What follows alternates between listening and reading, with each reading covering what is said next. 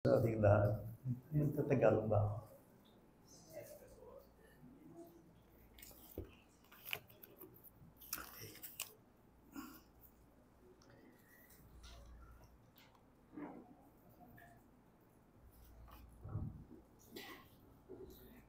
Pray po tayo. Panginoon, tulungan mo po kami sa pag-aaral.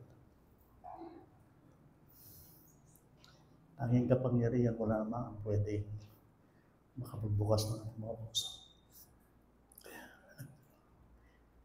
Father, we beg you and we ask you to, kami nagpipray na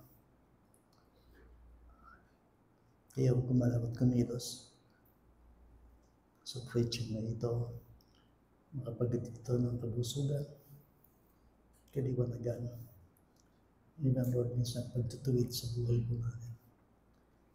Hindi namin pinagpapasalamat ang pagkakataon nito na ibinigay mo sa amin.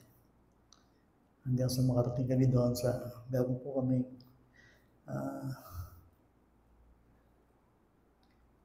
pag-aalaala sa banal na hapunan sa ginawa ng Panginoon. Kung meron mong baguhan sa bulwagang ito, ngayon ang napadalo. Hindi po maikli ang iyong kamay para abutin ang sinama sa amin. At muli aking dinadalangin na tanggapin namin ang mga salitang ito, hindi bilang salita ng tao, kundi salita ng Diyos na tunay naman namang napapanahon sa panahon namin. Batid niyo, alam niyo kung gaano namin kailangan ang inyong salita. So Lord, nag-uumakaw ang aming mga puso upang pasalamatan ka. Dahil ibinibigay mo sa amin ang pagkakataon. Makilala ka. Namin nag-iisang Diyos na nagbigay ng iyong sariling anak para sa aming ikaliligtas. Ito ang aming dalangin sa ngalan ni Jesus. Amen.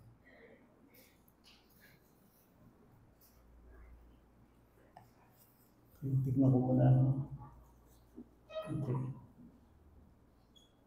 Sino yung Tagalog, Rose?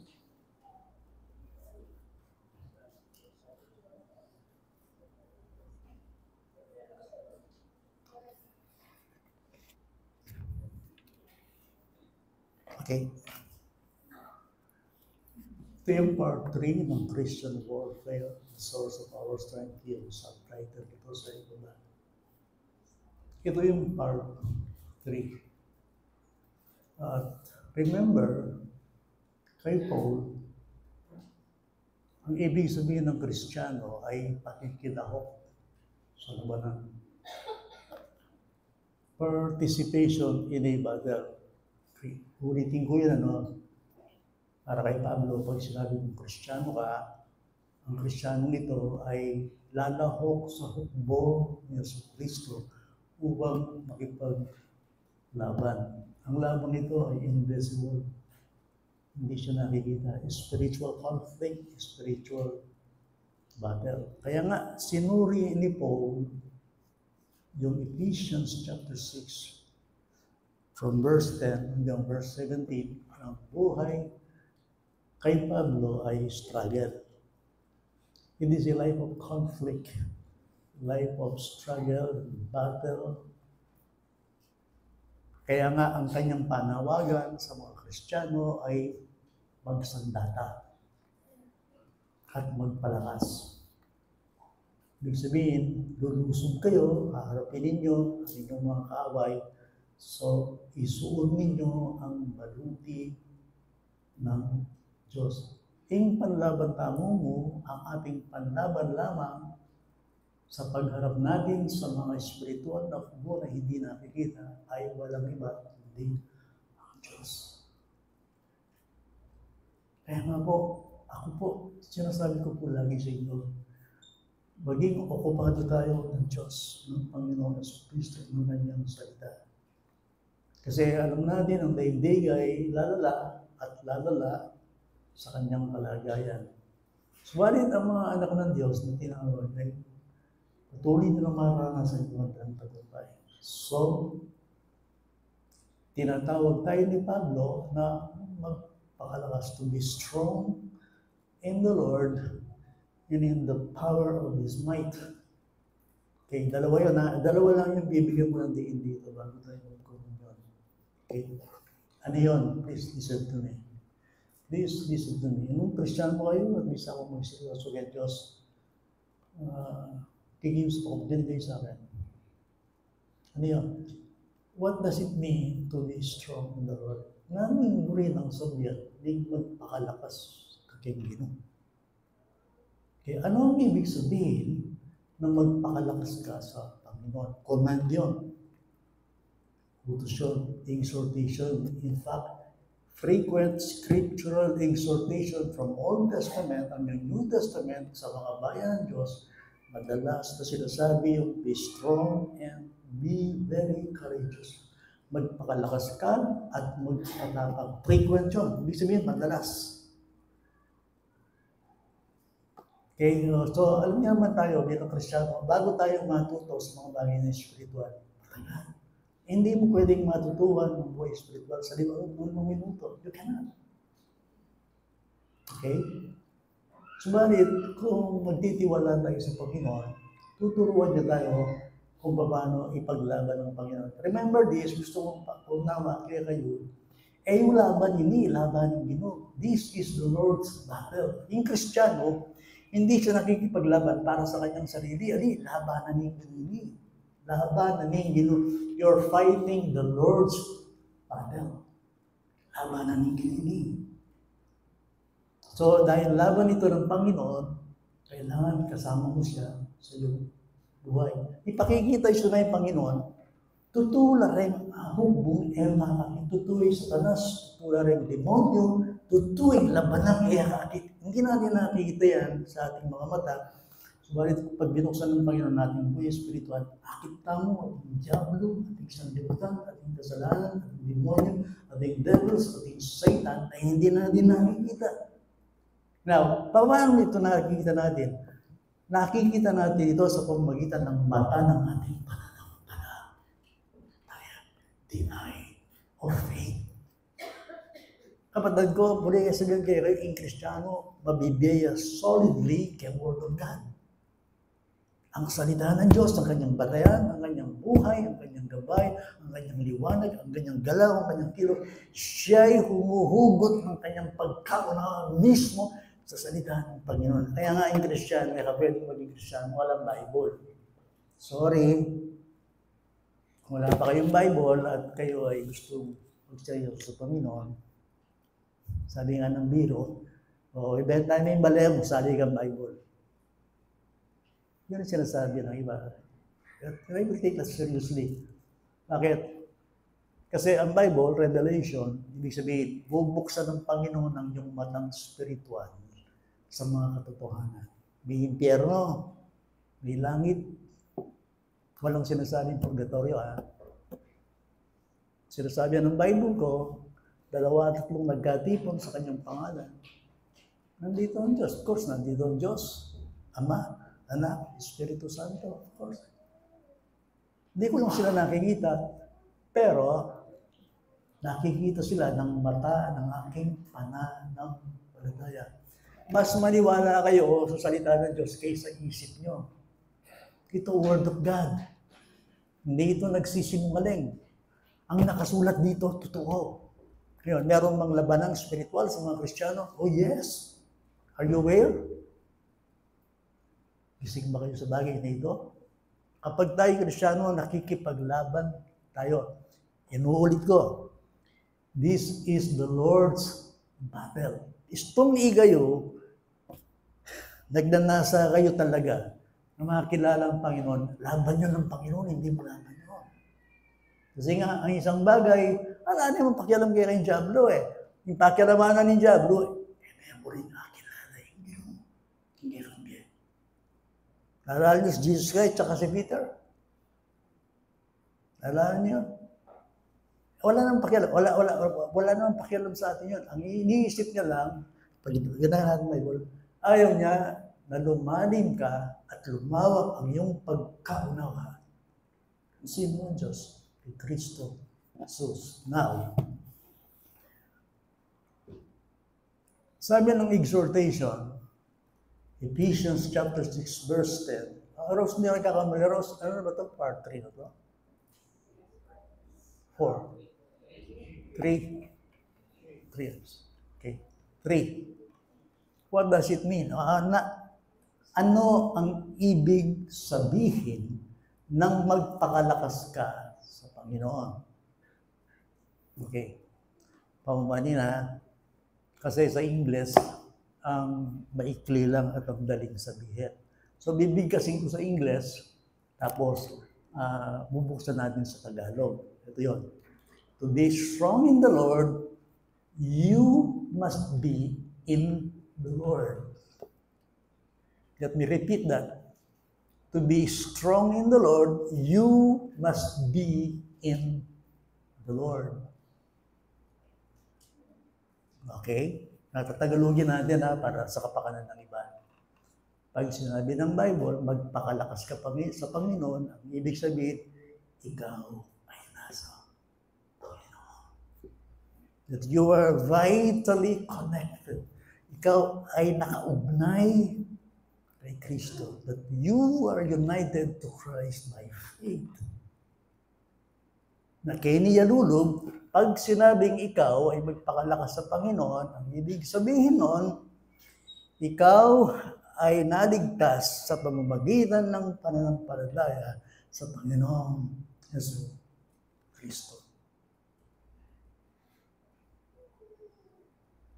So, pag sinabi natin magpakalakas ka sa Panginoon, tiyakin mo, ikaw ay nasa Panginoon. Saguli na, saguli. Kaya kung sasabihin ng atso kayo kayong grade IM, membership, hindi, pumupunta ako ng kapilya, good. Kasi kailangan niya. Miyembro ko ng grade IM, good. Pero iba yung ikaw ba'y nasa Panginoon? Are you in Christ? Are you vitally connected sa Panginoong Yesu Kristo? So, kasi to be strong in the Lord is to be in the Lord, in Christ. At ang ibig sabihin ng to be in the Lord, ang ibig sabihin nun, ikaw ay naligtas sa pamamagitan ng pananampalataya sa Panginoong Yesu Kristo. Kainingkutan ko. At so kayo kayong Ginoo? Nasa Panginoon ba kayo? Mamaya, meron tayong komunyon. Sino ba ang pwedeng lumapit sa komunyon at pwedeng magkomunyon? Well, napakadali. Nagsisi ka ba sa iyong kasalanan? 1. Pangalawa, nagtitiwala ka lamang ba kay Kristo para sa iyong kaligtasan? 2. Pangatlo, isinuko mo na ba ang iyong buong kasandalan o sarili sa Panginoon Yesu Kristo? Ako po yun. Although perfect, then lumapit ka kay kayan. So, yun ang ibig sabihin ng ikaw ay nasa Panginoon. Bakit po? Atin po bang tao? Alaking Ginoo? Oh yes, dati kong alaking Ginoo. At dati rin kayong wala sa Panginoon. Iba yung tayo ay naniniwalang may Diyos. Sa Diyos, iba yung ikaw ay vitally connected in Christ. Ikaw ay nasa Panginoon. Ingkot ng yan. Paano nangyari yun? So sa buhay ko, bago ako mawala sa daigdig na ito, ang matiyak po, ako'y nasa Panginoon. Ako'y uuwi sa Panginoon. Ako'y pupunta sa Panginoon. Eh, muli nga, di kong puntalan. Kawala ko kanya ito, hindi. Muli ko, punta ako kay Ginoo. Dahil kapag hindi ang Panginoon, ang pinuntahan mo, ibang lugar ang pupuntahan mo. Ano yun? Pagkahiwalay sa Diyos. Bago ko rin punta impyerno, kanya ito dito. Retang tao, ere kaya din Ginoo kanya ito. Mahihilig silang humiwalay. Mahihilig silang lumayo. Hindi naging kaibigan ng Panginoon sa daigdig na ito. So then, pag dumating na yung araw na yon, yung kambing ihiwalay, yung mga tupa sa Panginoon. Total, mahilig kang kakawani kang Ginoo, datangal do, talagang kawani na ka. Totoo na? Oh yes. Kaya dito pa lamang sa lupa, ang tiyakin natin sa buhay that we are united, tayo ay kaisa ng Panginoon sa pamagitan ng pananampalataya. Ngayon, paintulutan niyo ko, makanano kaya pang ipaliwanag ining bagay ay ni. Na, makanano kung balong at yung kong Ginoo. May minutes lang. Bulan na yung Ephesians. Chapter 2. Review. Yeah. Huwag kayong mababanas. Huwag kayong magsasawa. Bakit natin laging binabalikan ang puntong ito? Please, nakikiusap ako, makinig kayo sa akin, makinig tayo sa salita ng Panginoon. Okay? Ganito yung Kristiyano. Ang Kristiyano, dati siyang hiwalay. Subalit ngayon, siya ay nakaugnay. Okay. Ang tanaw mo kayo ni Diretso.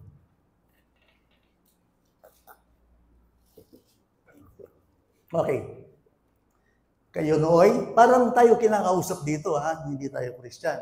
Ako yan, okay? Kayo nooy, mga patay sa inyong mga pagsalangsang at mga kasalanan. Ano yun? Yan ang aking former life. Bago ako nagpabautismo, bago ko tinanggap ang Panginoong Jesucristo, yan ako. Ano ako? Patay ako sa Diyos. Anong ibig sabihin ng patay sa Diyos? You have no inclination or responsiveness toward God. Muli na sabihin dito, ala kang siglakin Diyos. Patay ka, okay? Wala kang galang, hindi mo siya hinahanap, hindi mo siya kinatatakutan, hindi mo siya kilala, wala kang gana, hindi mo siya kinikilala sa iyong buhay, patay ka nga eh. Okay. Itong mga bagay na ito, patay, itong bagay ito. Yes, saksakan ka yan, mag-responde yan. Hindi ba? Tingnan mo yung patay. Hindi ba? Araw ng mga patay kahapon. Okay. Sa patay, punta ka sa sementeryo. Yung pumunta sa inyo sa sementeryo. Kahit anong gayon mo, patay yun. Hindi yun re-responde. Hindi yun mamumulat, hindi yun magiging masigla. Ang tao, sa kanyang unang buhay, patay siya sa Diyos. Kaya makinig ka ng makinig, pasok dito, labas doon. Hindi ka tinatablan, hindi ka kinikilabutan. Parang tingin mo sa iba, okay, overacting mga tao dito. Hindi. Pag hindi mo kilala ang Panginoon, wala kang galang, wala kang gulat, wala kang takot. Wala kang conviction kang sin, natutulog ka lang. Bali oras yung matutulog kang sermon, metal na rin. Walang galang sa inyo. Walang galang sa inyo. So kung inaantok kayo, please, susunod yun ang gawin. Bakit? Patay nga ang tao pagdating sa Diyos. You were dead in sin and trespasses. The divine commandments, ang utos ng Diyos, hindi natin alam. Ano ba? Offenses against God. Ano ba yung ibig sabihin ng kasalanan? Patay sa kasalanan. Nagkakasala tayo sa Diyos, sa isip, sa bibig, sa salita, at sa gawa. Ako yan. Ako yan. Dati yan, ha? Dati yan. Dati, doon, nung wala ka sa Panginoon. Sinasabi ko lang sa inyo ang buhay ng walang Diyos. That's why kayo magtaka, kaya nga aliwan tao, impanandaman mo kay Diyos, yan ang panandaman. Ingaintindihan mo, yan naintindihan. Yung conviction mo, hindi niya alam yun. Ano man paliwanag mo, ano man patato mo, dahil siya patay. I tell you, my friend, malbat kong magandang Manila.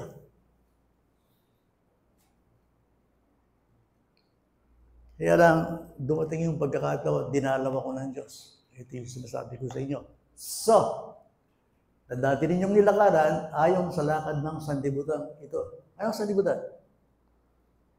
Ito yung sistema na salungat sa Diyos. Sanlibutan. Hinyato. Ang mga tao, ang ibig sabihin, ang mga tao nabubuhay sa rebellion. This is the world. Okay? The world. Then, ayon sa pinuno ng kapangyarihan ng higugawid, ang Espiritu ng ngayon ay gumagawa sa mga anak ng pagsuway. Dino yan. Sino yan? Satanas yan. Ang poreng kayang minions, then kayang alipores. Dinong pagobra na Satanas. Dahil anak na ng pagsuway, dahil pamilyano. Tatakit siya, nakikita mo siya. Hindi siya magpapakita sa'yo, may sungay, may buntot. Hindi ganun sa Satanas. Paano wala nitong Satanas, yung Diablo at Nasulo, mapangit siya, ugly siya, may buntot siya, may tusok siya. Hindi. Para siya ang yag ng kaliwanagan. Inaalagaan ka niya. Binibigyan ka ng kapayapaan. Hanggang sa bala mo, kinakatay ka niya. Then dalaraking katay at patunuran dala. Hindi naman siya magpapakita sa'yo. Wala naman sa Bible. Satan, sabi ng Bible, ay parang ayan ng kaliwanagan. Yung kayang deception. Istumpengan may manggang ayan. Nimulat ka. Gising ka. Yan ang ibig sabihin ng 1 John chapter 2 verse 16, the lust of the flesh, everything that's in the world, all that is in the world, the lust of the flesh, the lust of the eyes, and the pride of life. Doon ka rin mabibihin daw. Kinihiling ng kayang laman, itong burino. Halimbawa yung burino ng Diyos, yung kayo na. Yung burino daw, yung burino. Hindi yung gusto ng Diyos. Iyon ang sanlibutan. Isa siyang sistema na nagre-rebelde at nagtataas ng armas ng Diyos. Galing ako dyan. At ako rin naniniwala, karamihan sa inyo ay galing din. Tayo ay lumalakad kahit patay sa Diyos, pero pagdating sa world, buri ko kayo ng panwit ng pupurian. Buri ko kayo ni buri ko. So sila yung spiritual, out of this world. Wala may Gretchen Barreto. Pag kinausap mo na siya sa mga bagay na spiritual, huwag mo na lang yung parinigyan na. Nabanggit ko yun. Huwag mo lang ikalat yan. Si Rose kasi kahit kakalat mo rin. Kaya ito, may kailangan ka mali-mali rin. Global YouTube. Nabanggit ko yan. Baka mamaya, pakulong na ako pa rin. May bilyonaryo pa lang. Pero ganyan ang kanyang bibig eh. Pagdating sa mga bagay ng spiritual, ano ba itong pinag-uusapan natin out of this world? Gusto niya passion. Gusto niya pinupuri. Gusto niya Diyos siya na kagandahan. Ayos ka na gusto niya. Hindi niya alam, tapos siyang binibiktima lang ng bahan. That's the world. World means yung pagdinda sa mata. Kahit na temporal. Ganun. Bawi ka na dyan.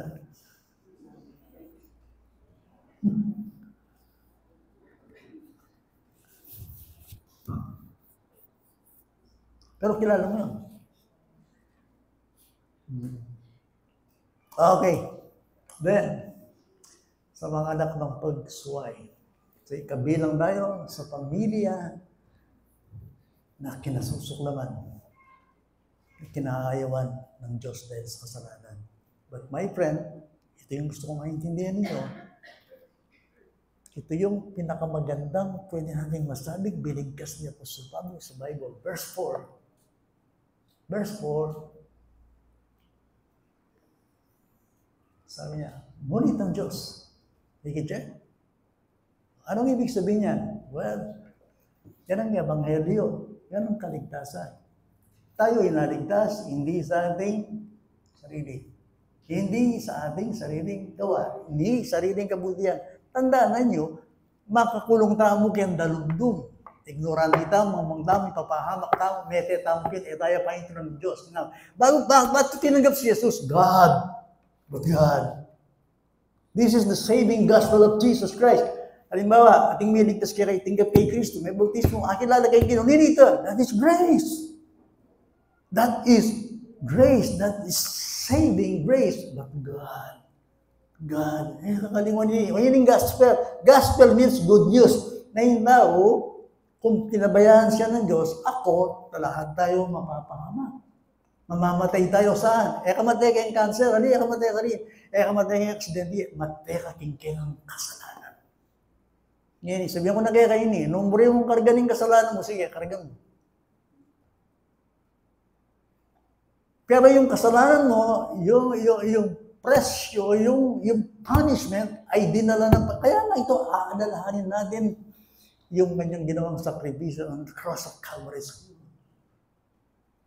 Jesus Christ made this perfect sacrifice on the cross of Calvary's Hill. Binayaran niya. Ngayon, pag gusto mo, ang kasalanan mo, ikaw magdala, bibit-bitin mo yun. Yan ang sabi na, yung nakakatakot dinig sa nabi ng Jesus Christ para kapil Bible, John chapter 8. Mamamatay ka sa iyong kasalanan. Dahil ibang ikaw sumampalataya sa akin. Baling matay kami, patawad mo sa iyong kasalanan mo. It does not matter. Ay, hindi yun yung kahit mamatay ka, kahit saan, kung ang iyong kasalanan ay napatawad. God bless you. So, but God, you see, but God, yan ang gospel. Okay? Diyan natin ipakikita na ang tao ay nadiligtas siya, hindi sa kanyang sariling gawa, Ini upagawan ni. Bakit mo na mo mark in Ephesians chapter 2, 8 and 9? Simultaneous tayong basa. Okay? Let us all together read this. Balo ko, gas-gas na kayo, pero ayisip kaya mo yan eh. Baya mo ang intindihan. Ining talata daw. Okay? 8 and 9. Simultaneous sabay-sabay tayo Okay? Ephesians chapter 2, verse 8. Begin. Sapagkat sa biyaya kayo'y naligtas sa pamamagitan ng pananampalataya at ito'y hindi sa pamamagitan ng inyong sarili. Ito'y kaloob ng Diyos. Verse 9. Sapagkat hindi sa pamamagitan ng mga gawa upang ang sino man ay huwag magmalaki. Clear?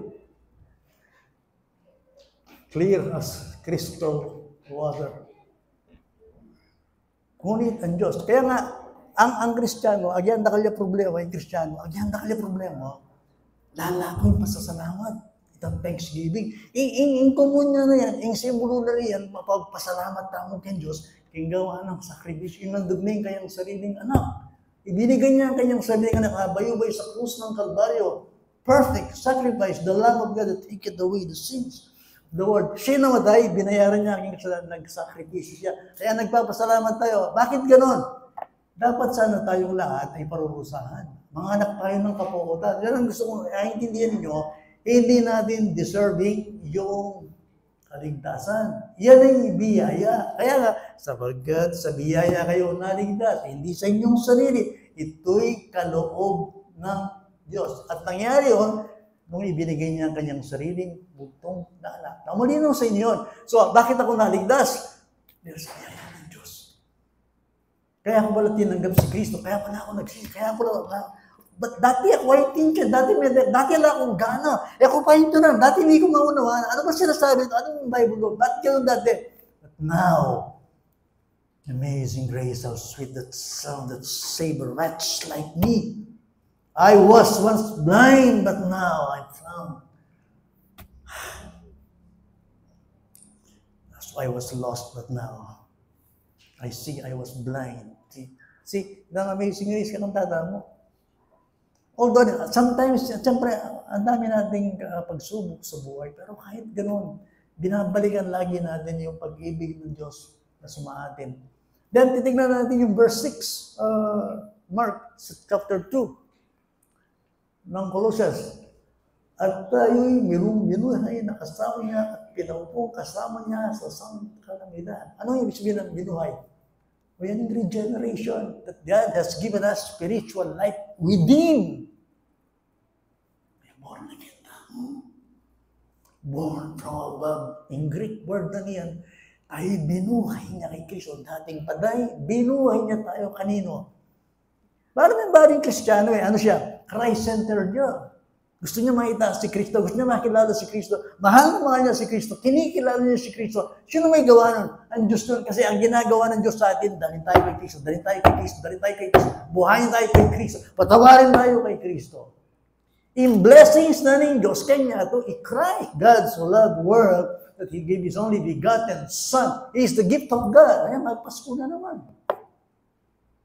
So you see, kailangan matiyak natin na tayo ay na kay Kristo dahil ang gawa ng Diyos. Alam mo na ang Diyos ang pumilos sa iyo. Ano yun?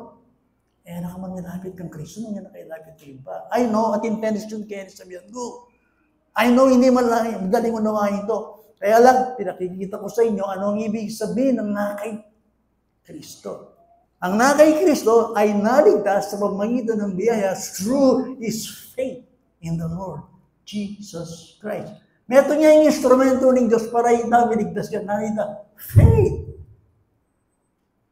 We are united to Christ. Bakit? Paano ko malalaman ako iligtas? Faith in Christ.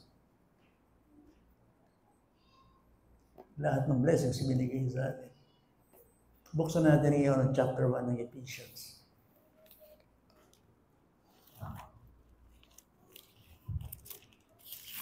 Para mapatibay ko ito ang sinasabi.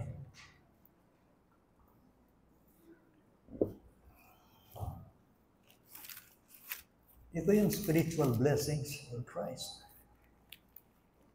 Ay kapatid ko, sana hintindihan tayo rin bilang Christian. Ito tayo. This is our position in Christ. Our union with Jesus Christ. Ano ba itong pinaupong kasama sa kalangitan? Diyan ka pinagpala. Ang Panginoon, pinagpala ka una sa lahat, spiritual. Now, hindi ko sinasabing hindi nagpapala ang Diyos ng material. Nasa Diyos yun eh. Hindi ko sinasabi yun. Ang sinasabi ko lang, pinagpala ka una sa lahat ng Diyos, spiritual. Now, tingnan natin, anong pagpapalang ito? Ephesians chapter 1, simulan natin sa verse 3. Ano ito? Purihin nawa ang Diyos at Ama ng ating Panginoong Jesucristo na siyang nagpapala sa atin kay Kristo sa bawat pagpapalang espiritual sa sangkalangitan. Dari mo rin sabihin nila, ilagyo ko, area kilala kanya ito, kilala de baro. In fact, ang aking pangalan ay nakasulat sa aklat ng buhay. Pinagpala ako ng Diyos, hindi lang sa lupa, hanggang sa langit. Kaya nga may lugar ka doon. Hindi naalala nyo yung ating mga ginagamit, hinihiram ng mga quotations. God is my Father, Jesus Christ is my Savior, heaven is my home. Naintindihan yun? Di ba kinanta ni Mark yung this world is not my home. Tama yun. Ang Kristiyano, ang kanyang tutunay na address ay heaven. Kilala siya doon. Inihanda siya na pinagpala siya doon ng Diyos. Ito, nakakapangilabot na mga katagang katotohanan ito. Yes, alam ko yun. Kaya lang sinasabi ito ng salita ng Diyos eh. So, pagdating ng verse 4, ayon sa pagkapili niya sa atin, kanya bago itinatag ang sanglibutan upang tayo maging banal at walang dungis sa harapan niya sa pag-ibig. Para ini, mabait na rin yun eh. E kawaiwasan. Kapila niya, yung Kristiyano, may aus. Hindi pa nilika ang daigdig. Hindi ka pa rin nilika. So magsalita akong bagyan dito kay Remigio Tertium bagyan malalam. Bumunaya pa yung kaligtasan kay isang nilikha. Oh, that's high doctrine. Oh yes, I know. Alam niyo ba kung bakit nagkaroon ng kaligtasan? Alam niyo ba kung bakit nagkaroon ng isang nilikha? Dahil may kaligtasan. Si Kristo ba yung pinailangan? Plano na eh. Ayang maging redemption. So, ikap din ng Kristiyano, siguro yan naiintindihan sabihin ko, ako man. That God has chosen us before the foundation of the world. There is no,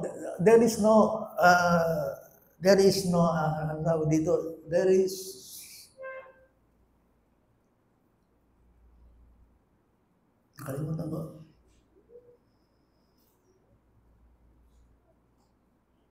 Alang aksidenteng mangyayari. Kanya ito, makaplano man. Although yung tao may kasala, balo na ng Diyos ito, pero yung Diyos provide yung tagapagligtas. Kasi eternity mo talaga mo. Now, kanino ginawa ng Diyos ito? Kay Kristo Jesus. Yes, pag titignan natin, mas nauna yung nilikha. Pero sa mata ng Diyos, mas nauna yung kanyang pagliligtas.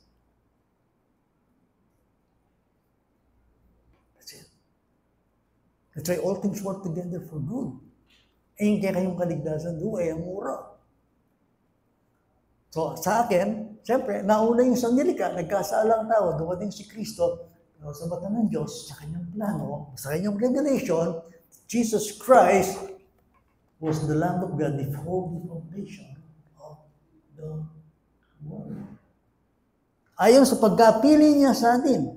Tapos, ang sabi ng Bible, tayo, verse 5, itinalaga sa pagkupkop upang maging kanyang mga anak sa pamagitan ni Yesu Kristo ayon sa kabutihan ng kanyang kalooban. 6, para sa ikapupuri ng kanyang kaluwalhatiang biyaya, ipinagkaloob niya sa atin ng walang bayad sa atin sa pamamagitan ng minamahal. So you see, akitchaytang to be strong in the Lord, you must be in Christ, in the beloved, in Him. Ibig sabihin, pinagpala tayo ng Diyos, katawa-tawa na pagpapala sa pamamagitan ito'y sa atin by faith. All these blessings is ours by faith. Di ba kayo naniniwala sa Diyos? Binless tayo ng Diyos. Kaya sabi ko sa inyo, pangaras ka rin Christian, agamit may itang God bless you. At least binless na ko. God bless you. God richly bless you. God bless you. God bless you. Kasi nga, nakapatong sa iyo ang biyayang espiritual ng Panginoon. So, my friend, bago yung po rin kulto. Dahil kulto po, eda at chitan, muna yung spiritual. Yung kaya lang laging tuturo is prosperity about material things. Kulto na rin lang. Noonin ko, ang blessings, una sa lahat, spiritual. Ngayon, bahala na ang Diyos noon kung pagagalingin ka, kung payayamanin ka, kung lagadahan ng bagay. Ang Bible, after lang siya, God wants you to be holy, not to be happy. God wants you to be faithful, not successful. Remember that. Ulitin niya, bayahin yan. Bilang Kristiyano, God wants you to be holy rather than to be happy. Bonus siya mo itang masaya ka. Bonus siya mo itang mayaman ka. Malusog ka. Pero una sa lahat, ikaw ay pinagpala kay Kristo. Kaya nga, be strong in the Lord eh. Dahil kay Kristo ay pinagpala ka ng Panginoon sa sangkalangitan. Itutuloy natin ang kanyang mga sakita. Sa kanya mayroon tayong katubusan sa pamamagitan ng kanyang dugo. At yung pagkikita blessing, yung may patawad yung kasalanan mo. Yes, dapat. Pakisaganda kayo. Meron bang higit na pagpapala na malaman mo na ang iyong kasalanan ay pinatawad? Alam, higit ka dito. Hindi gawang biro ng tao ay mapatawad sa kanyang kasalanan. Lalo naman yung Pampanga, yung potong nga sa ni Maneldo, ating magpapaho kay Cruz, ating magpenitensya. Di ba? Di ba gano'n? Ginagawang lahat, ginagawa. Lumuluhod, pinupunasan yung mga rebulto. Ginagawang lahat para ang ng kasalanan ay mabawasan. Kawawa naman sila pag gano'n. Kahit anong gawin mo, ang iyong kasalanan, hindi mo matatanggal at hindi mo dilinis. Hindi mapapatawad sa harapan ng Diyos ang iyong kasalanan. Ang kasalanan ay kasalanan sa Diyos. Kahit anong gawin natin. At baluya, yung meron nga problema ng tao, yung harapan ng Diyos, ano? Sin. Sin is the main problem. Not the devil. Not the demons. Not Satan. Sin is the main problem. Not the world. But sin. That's why kembera mo. Laging pamasalan ng Diablo. Yung aliwa, kung niya, yung Diablo kasi. Ang gawa niya ang Diyos ng Diablo. Kung may kapag ganyan, pinatid na ako ng Diablo. Ang Diablo kasi gumagalaw. It may be, siguro minsan, pero kalalasan, yung problema, ikaw, yourself, your sin. Yun ang kilala ko. Rebuke ya, rebuke. Tsaka yung Bible, ta? My friend, nakaiba ka na ako.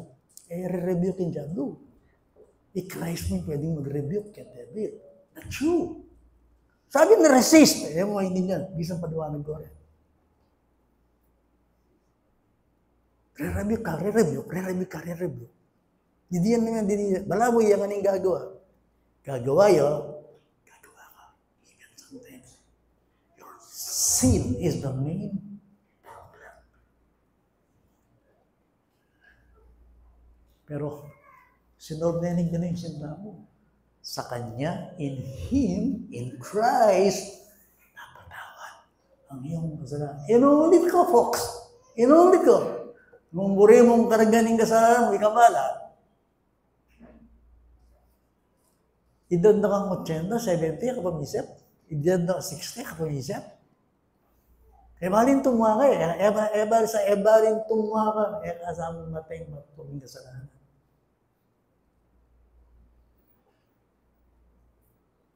$8 years old na nga, kapamisip. Ngayon ba naman ito, 30 years old, matuwa na eh. So, sabi nga ni Spurgeon, yung isang preacher, Lord, ngayong napatawad na yung kasalanan ko, agyang mandala mo ka na ako, matula akong tanggalan. Loko-loko ba siya? Sige, padala ka sakit. Sige, padala kang kamalasan. Sige, padala ka makayan. Gera, padala ka, nanong ang problema. Ngayon, na napatawad na ang kasalanan ko, everything is well. All is well between you and me. I have peace. I am not on with you. My God, you are my Father. Sige, padala mo nga. Buri na sabihin nito, God, meron di patawad ng iyong kasalanan. Dahil yung anak ng Diyos, nabayubay sa cross, binayaran niya. He paid the price. Diba, meron tayong awitin. Jesus paid it all to Him I owe. Diba? Meron tayong awitin gano'n. Diba, blessing yun. At kapag tingnan dito, nasabi niya rito, na pinasagana niya sa atin sa lahat ng karunungan at pagkaunawa. Hallelujah, Lord. 9, na ipinaalam niya sa atin ang hiwaga ng kanyang kalooban ayon sa mabuting layunin ng kanyang itinakda kay Kristo. You see, uuwi lahat ng sangkinakpan, lahat ng bagay, lahat ng panahon, mulingan kang Christian. Every knee shall bow and every tongue will confess. Tatay nga doon, ala ng bansa, ala ng dagat, ano ni Bible? Ala ng kanu. Ali, then how na ni Diyos, Kristo yung mamayani kanya to. Sa kanya lahat ito. Kasi nga, nilika ang daigdig para sa kanya. Colossians chapter 1. The preeminence of Jesus Christ. Gusto mo ayong titi, anya pinakit siya. Lalalay ka ba niya to? Lumalala ba? Akito, maliwanag pa sa sikat ng araw, dahil hula, nung anak, tunggal lang mga katupad kang panahon. At may atong karayang tanda na dating ginudadlo niya, at any moment, yung ugali na rin tao. O ito yung kalingan. Hindi ko siya nasabi, hindi ko alam kung kailan darating yung Panginoon. Pero isang bagay na binabantayan ko, sinasabi ng Thessalonians, akit siya maging ugali na rin tao, kantuling panahon. Mahilig sa kalayawan, hindi maibigin sa Diyos. May anyo ng kabanalan, subalit tinatanggihan ng kapangyarihan. Ating religion Naida, alam transformation. Bulit siya, hindi siya nababago. Laban mo, kaya ito yan yung panahon tamo. Anong laban? Kaya teknik nga itong yan Babala ko, chuwa ko ni brada Ilaya. At sasabihan ko ang yan yung parang ulitin. Ingong ko man ang divisorya Sabi ko, di manigwa ng ticket. Meron bang malayo ngayon? Wala, ayaw mo malayo, mister. Ako, tingong kilala Canada, Amerika. Ang bilis ng panahon ngayon. Karakara kay agad mag-selfie. Naning may ko ka na ako, tayo, wala, pasalubong kaya na ako. Wala akong sabon. Sariwa na akong sabon ako. Wala akong sabon. Pampaputi, sabon, pampaligo. Tayo ka na job. Wala akong maisip Sali mo na ako, may akong piraso. Sabon pampaligo. Kasabi, o sasabihan ko yun kakit-akit ng daigdig, napaka-high-tech. Sabihan ko kayo, high school ko, buri kong albendeng, lenggang sikat na musikero. High school ko, ako ayaw din. O yan yung panahon na iti, ayan yung panahon ng tatakot, sulangan, kaya kong mabiyak. Kayo magugulat, lahat ng information. Bisa nga magkanta, tsuk yan, sige, kanta. Yung mga hindi ko nakikita dati, nakikita mo lahat. Kaya mag-isa ng oras. Istuntelan may hinggang cellphone at niyang power niya, Billy, malilibang-libang. Okay, gusto na kasi natin nandiyan. Alam, bisang mate, buritangan may entertain. Di ba? Pati pastor. Kaya kung magdarap niya, may entertain ko, oh yes. Lalawanan mo. Siguro niya, yan na ako ng ginugayang pulpito. Kasi sukat-sukat yung pulpito, ka makapag-ali-ali ba Hindi ka pwedeng makasama-masya kasi mag-aaral ka Makanunos na yung pangaralan mo Ang hirap nga sa pulpit Kung imagine, di ba? Kung tayo kayong pulpit yan, mag-obra yan Mag-obra yan. Busy kayo mag-obra. Wala kang pag-aralan. Anong time na? You see? Siguro, isa-upsaw. Pero my friend, buri ko sabihin, ngayon yung panunod, pati Israel kaya rin. Alam ko akit. Lalo na kung yan, hindi na kayo tutod ko. Lalo sa yung pagtud Hindi kanya, kabukas nga nga tutod. 37. Ba't pwedeng maglibak? Mas sa akin, labanan niya ito. Ngayon yung panahon na bisa lang ang tao, maging maula. Pasang di nga nabali. Diba? Sabi ko kaya kayo, yung lagi ako, estudyante ko. Kaya yung eskwela ko ba, oray magparado ng kotse. Ang ngayon yung panahon, hindi, kotse lang ang tao. Kaya ang panahon nito, hindi kotse ka. Mag-aaral kayo nga itong university. Kotse lang ang diagit mo. Ngayon nila ang kwenta yan. Hindi kami natakad bang yalisak ng kotse. Ang boy, Yalber. Ano kaya kami? Ha?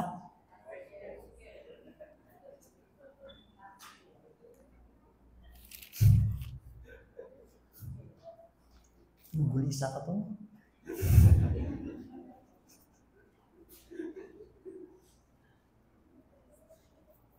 Lisensya. Lisensya. Hindi ka lisensya.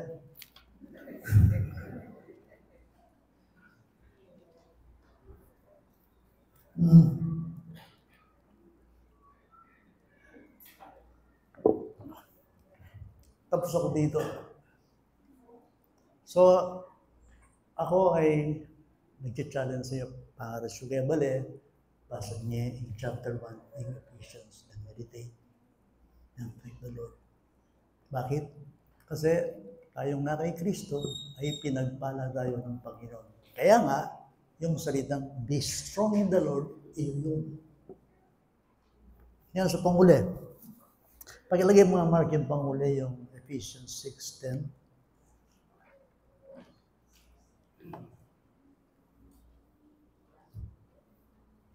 Ephesians 6:10. Sa kahuli-hulihan, patuloy kayong magpakalakas sa Panginoon at sa kapangyarihan ng kanyang lakas. Yun ang huli. At sa kapangyarihan ng kanyang lakas. Okay? Now, si Kristo ba sufficiente sa atin? Is He sufficient? Is He sufficient? Si Kristo?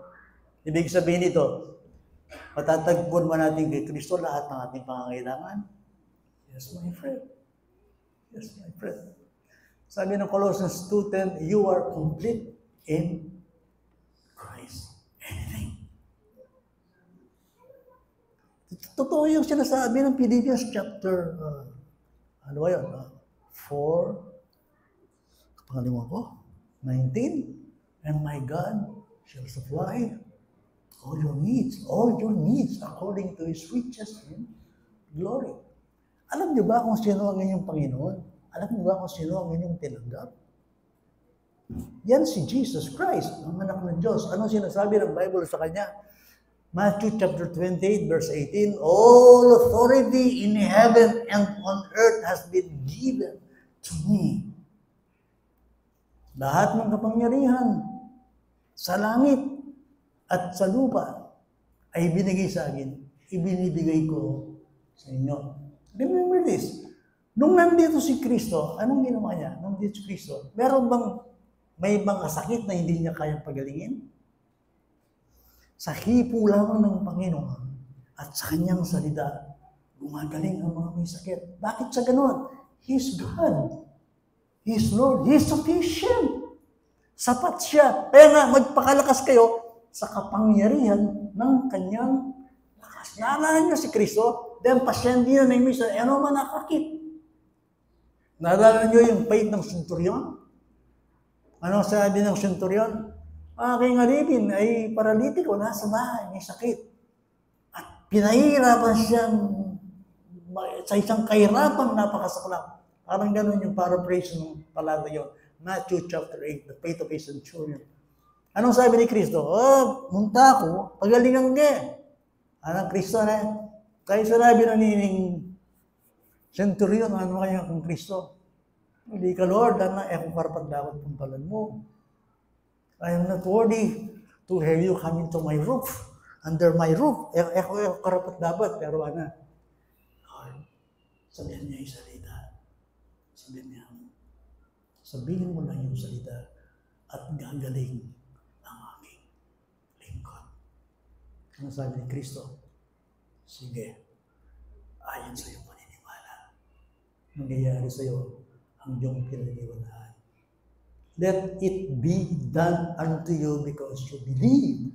At kaya itong oras ay ito. Imagine, makadistansya ay Kristo kayo ni, naman nakakit. Pero uling yung salita, Kristo ini, inisa niya mo kaya kayo magpalakas Kaya itong oras ay ito, sa hubungan niya rin may maliwang lingkod.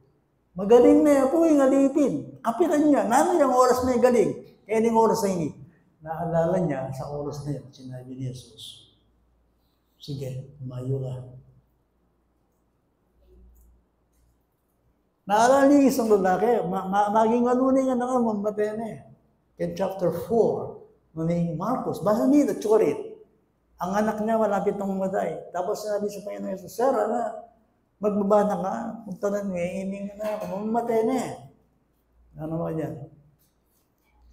Makuha na ka, yung anak mo, matay, galing yan. Kinuha na yung salitang ito, itong tatang, at nakapag-recover yun. Itong anak. Ba't ko sinasabi ito? Ang Panginoon na ito, makapangyarihan, malakas. Na kahit wala siya, sa salita lamang, ay nakapangyayari siya. At ang mga salitang yun, ito yung salitang ginagamit natin ngayon, the Word of God. Ito yung salita ng Panginoon, si Kristo. Naalala nyo si Pedro, nung sila ay nasa lake ng Gennesaret, nandun sila, hindi ba? Anong sabi ni Kristo? Baldog mo na yung lambat mo kayong malalang. Ihulog mo, put out into deep your nets. Ihulog mo ang iyong lambat. Kaya, sana sinabi ng Pedro, ginawa mo kanyan. Magdamag po kaming nagtatrabaho. Wala po kami nahuli. We take nothing. We toiled all night and we take nothing. Nothing!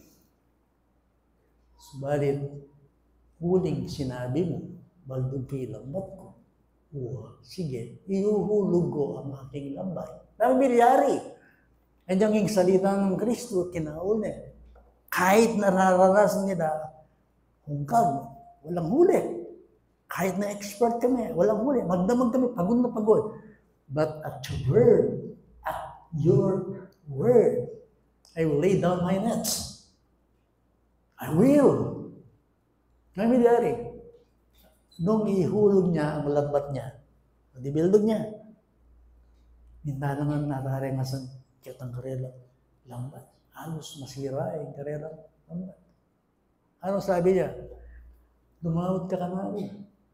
May biglaya. Lahat sila ay nagulat. Dapat ang tita ka. Istundaran naman ni Jesus, Lord. Kaya kung karapat dapat. Kaya ka man niya dungan. Kaya karapat dapat lumawad ka na. Kaya tungkol, makasalanan. He is Lord. Ang tita ka dapat. Be humble. Pag pinag-usapan na, si Kristo, Jesus Christ, yung sabihin na, who is the same yesterday, today, and forever. Tayo kakit nga ini. 2025 tayo nga, impis sabihin na, more than 2,000 years. Pero alam ba naman kayong ginu? 1,000 years, one day, pareho mo. It's the same. At saka ni Christ, at saka ni Word, at saka ni Holy Spirit. You can pray. You can ask, you can come before the Lord. Wala yun, pero ining communion ini, at saka ginu, His presence. Nandyan ang Panginoon. Naalala nyo nung sila ay nasa dagat, natutulog siya, hindi ba? Nag-alboroto yung dagat at tumaas yung alon at lumakas yung hangin at natakot yung kanyang mga alagad. Ano sabi sa kanya? Gising, Panginoon. Sabi niya, gising. Anong ginawa ni Kristo? He rebuked the wind. Kanyang sinaway ang malakas na hangin at natahimik ang dagat. Inutusan niya yung dagat, peace, be still. Hindi ko lalakad dyan yung dagat. Lalakad dyan yung danong. Nakatakot yung dagat, pero sinabi yung dagat, peace, be still, at naging kalmado yung dagat. Wala sinabi na rin ang dagat doon. Anong sinabi sa kanya? Who then is this man? Even the wind and the seas obey him, my friend. Juanita, Mark chapter 4. Tinitawag niya. Huwag lang mo kayo sarili mo ito. Who is this? This is my Jesus. My Lord is my Savior. Is my Master. This is Jesus Christ, the God, the Creator, the omnipotent, the omniscient, the immortal, the immutable God. He is the same yesterday, forever. Yang may niya sarili ka na, this is Jesus. Sabihan mo yung naging kaya kong sarili, who are you, Lord? I am Jesus. Anak ang Pablo, akong usigan. This is Jesus Christ. Kita mo, laman dami niya, kita. But my friend, kauli mo kaya ba din? Ingin mo, pwede na yung sabi. Hindi na yung salita. Yung marang king kalaban. He is Jesus Christ. Who is this King of Glory? Alamin mo kaya ng Psalm chapter 24, verse 8. The Lord mighty and strong in battle. He is the King of Glory. He is Jesus Christ. That is why, be strong in the Lord and in the power of His might. Kasi Kristo, nakapangyarihan niya. Panginoon. He is Lord, and every knee shall bow, and every tongue will confess. Jesus Christ is Lord. Ang hindi magkomunyon na. Saan nagsimula ang tagumpay ni Kristo? Alam niyo ba kung saan? Last siguro verse natin, Mark, last 3 verses. Sa Colossians chapter 2, verses 14 to 15.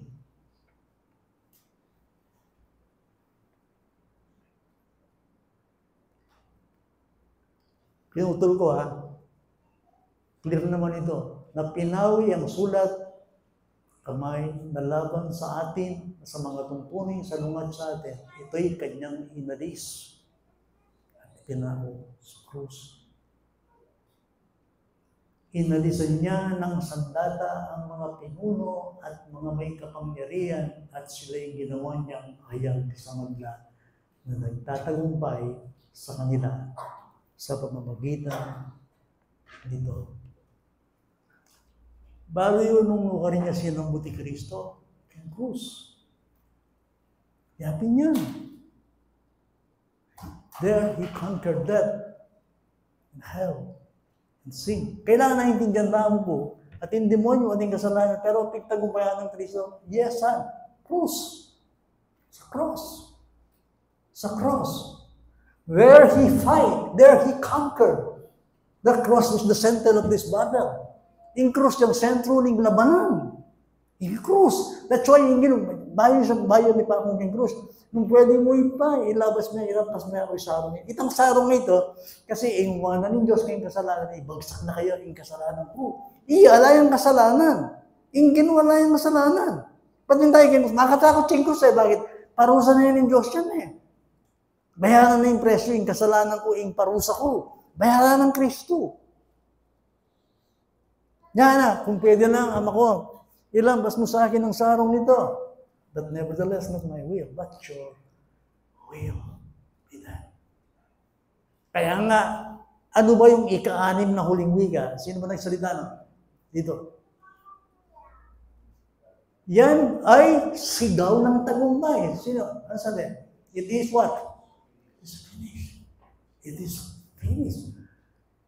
Nanong man kasakitan na naranasan tamot niya, meditate this. It is finished.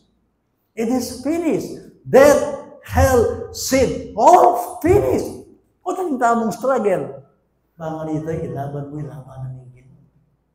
You are fighting the Lord's battle. Ako laban nini. Labanan ng Ginoo. Kingkaya ka namong biya. Yung victory ng Jesus Christ, i-appropriate mo. Kingkaya ka namong biya.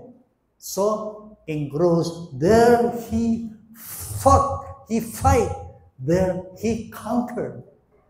Last verse, Mark, 1 John chapter 4, verse 4. Ora ni Christian Loreni.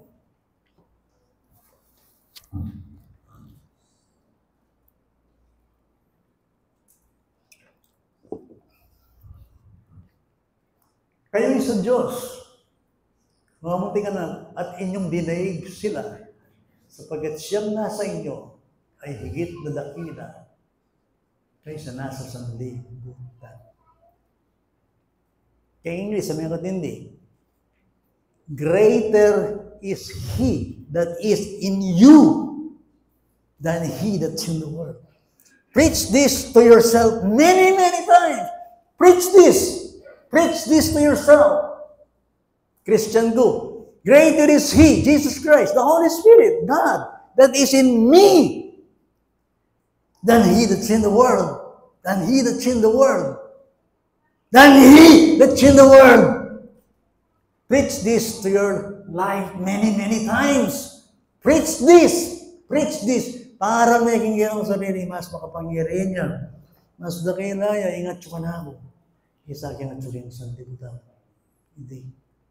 At yan milyarin ulitan kay, ang cross. That is the center of the battle. There he fought, there he conquered. Kaya gusto kong awitin ngayon yung the old rugged cross. Ang lumang krus. Ang lumang krus. Nandiyan ba, Mark? Sino ba tutulong sa akin dito? May karga-karga sila eh. So, help me.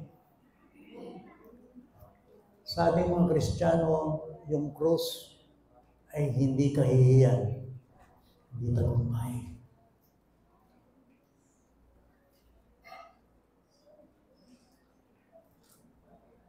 Kasi ihanda lang natin.